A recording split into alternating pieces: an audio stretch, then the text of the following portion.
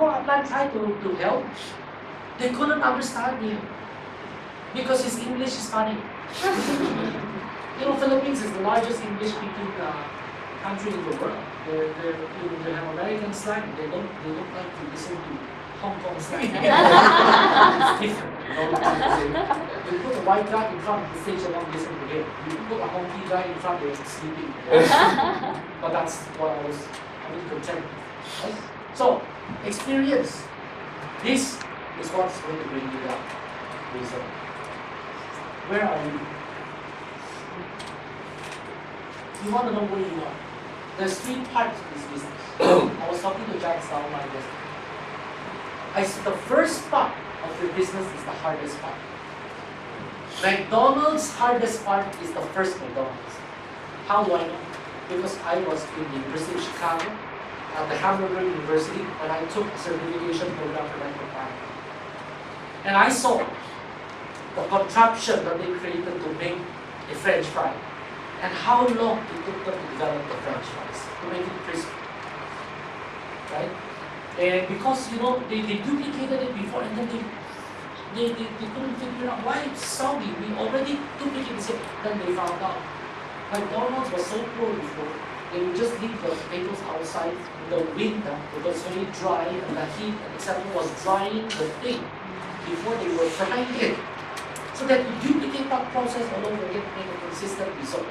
So you see it, it's a very simple thing, but the processes that was involved to perfect the McDonald's of the first one was the toughest thing. And so you are the first franchise. To gain the experience, you will have to create all these results and find out. Because no matter how much we teach, sometimes your style is different. My upline told me how to do the presentation. My upline's presentation is 2 hours. 1 hour talking about the product and burning all these things in front of you. And in the Philippines, if I did that, half of the room is already gone home. Because they think, I don't like to be a makeup artist. They go home already. And most people, in my friends, they don't like skincare. I never do skincare before. You know, the commercial before says this, nothing touches my skin but down. There's a soap commercial like this in the Philippines. In my case, I say nothing touches my face but the shampoo. Because I don't use anything else except the shampoo drops. So this is not me. You know, but unfortunately, New Skin released only the skincare in the first year of New Skin. No, it's no farmer. I'm only interested in I'm interested in skincare. Right? And so this is the situation before. My upline's presentation, Joseph, was 525, 125, 300. I was just telling Jack, I'm not used to that presentation. You know why? Because if I presented that to the Philippines, the first 10 minutes people leave over. It's a pyramid. So his style doesn't work for me. I have to change everything now. You understand? I don't blame him. The principles are the same.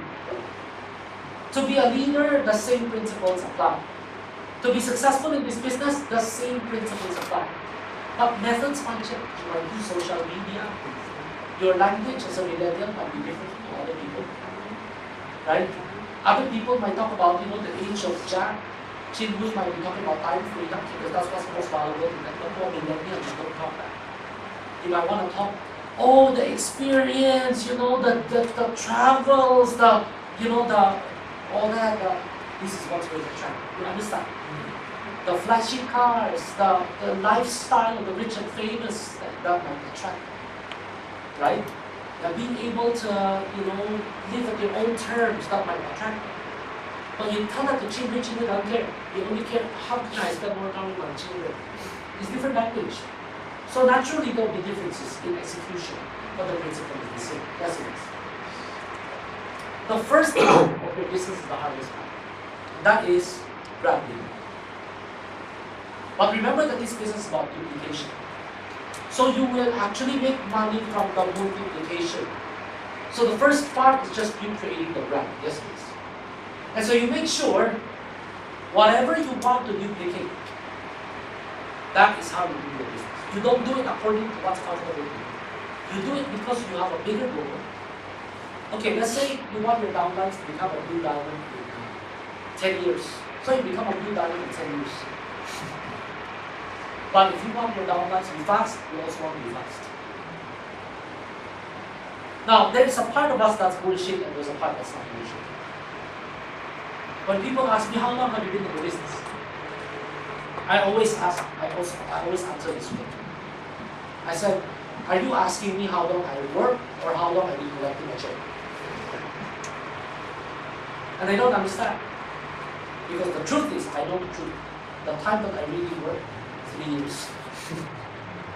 And after that, I got a little bit lazy. You see, I'm not my guy. To me, at the back of my mind, oh, we have business, we have all these things. And so to me, if I make $10,000 a month, oh, it's already okay. But when I was a diamond, they called me a diamond with a blue diamond ring. Because I was the highest paid already in the company, in the Philippines. And so that was more than enough. Remember, 10,000 is enough because I just want to say, okay, I made my own money. I don't need my parents' money. That was my motivating factor. Because my father was self-made, my grandfather is self-made, so I don't want to be known as, oh, you're the son of so-and-so. I don't like this. That was my biggest motivating factor. And so I kind of relaxed from there. But you still continue to pay for 17 years. Is that good? So we need to be honest with ourselves. Are we really working the same level that we work for the job? You know when you were leaving for the job, right? What time you wake up to go to work? What time you go home? How many years? 7. Now, if you apply that to how many years you did that? Then you will soon realize, if I combine it, it will be less than that. True. Okay. So,